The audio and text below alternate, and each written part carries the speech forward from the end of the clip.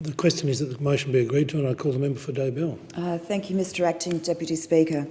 Today I join with my parliamentary colleagues in expressing our heartfelt condolences to the victims of MH17, their families and their loved ones. Like all Australians, I woke on the 18th of July 2014 to the news of an unimaginable tragedy, a commercial aircraft shot down over eastern Ukraine. The loss of MH17 en route from Amsterdam to Kuala Lumpur claimed the lives of 283 passengers and 15 crew on board, including 80 children. Of the 298 victims of MH17, 38 men, women and children called Australia home. We are still struggling to come to terms with this act of complete disregard for human life. And personally, I, as a human being, as a mother and as a member of society, struggle with such a tragedy.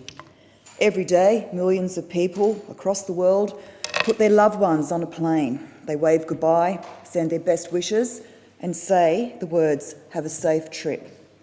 Now, I imagine the family and friends of the people travelling on MH17 saying those words as they boarded at the aircraft gate, then finding out that the unimaginable had occurred. We ask ourselves, how can a commercial aircraft be shot out of the sky? Why did we lose a couple, both teachers, who were on holiday celebrating their retirement? Why did the victims include young men and women who were travelling in Europe and making the most of their youth? And how can a young family returning to Australia tragically never return home? And why did so many innocent children, including Mo, Evie and Otis Maslin, have their lives tragically cut short? The families and loved ones of those lost are still searching for the answers to these questions, and so are all of we. As a nation, Australia grieves for all victims of MH17, and we share a particular loss for our fellow Australians who are returning home to the lucky country. We mourn for the scientists, medical researchers and doctors who are headed to Melbourne for the International AIDS Conference. The Central Coast Catholic community suffered the loss of Catholic nun Philomene Tiernan, former Chancellor of the Diocese of Broken Bay. And I mourn for the other types of losses. I mourn for the loss of the dreams of people on board. I mourn for the loss of their hopes and aspirations to one day make the world a better place. And I mourn for the loss of love and happiness that they brought to their families. During a special National Day of Mourning on the 7th of August 2014, Australians came together to remember these victims and to celebrate their lives. And that day, as I paused in my office in Day-Bell, paused with the families and loved ones of those lost, watching this memorial on television, the enormity of this loss hit me. And as a mother, I simply can't fathom the pain and the feeling of helplessness being experienced by the families and loved ones of those innocent victims. As Australians, we share our pain with Belgium, Canada, Germany, Indonesia, Malaysia, the Netherlands, New Zealand, Philippines and the United Kingdom. As a member of this Parliament, I am immensely proud of the role that Australia has played in leading the international response in the wake of this tragedy.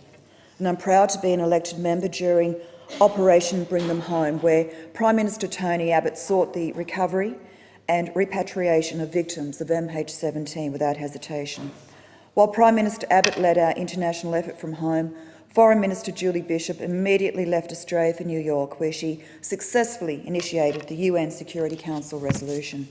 Minister Bishop worked non-stop, spending the next 2 weeks travelling between Holland and the Ukraine, tirelessly coordinating the international effort.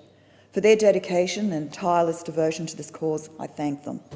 I'd also like to thank Air Chief Marshal Angus Hewson, ACAFC retired, who led a special envoy on behalf of the Prime Minister.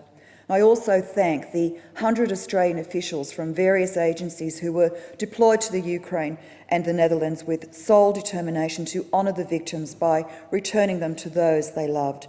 While we may never fully understand the loss of MH17, we stand united in the cause of justice for everyone involved in this terrible tragedy, innocently caught in the horror of a foreign war. We must never forget the passengers and crew of MH17 who were taken too soon. I express my deepest condolences to all the families, friends and communities whose lives have been touched and changed forever by this heartless tragedy.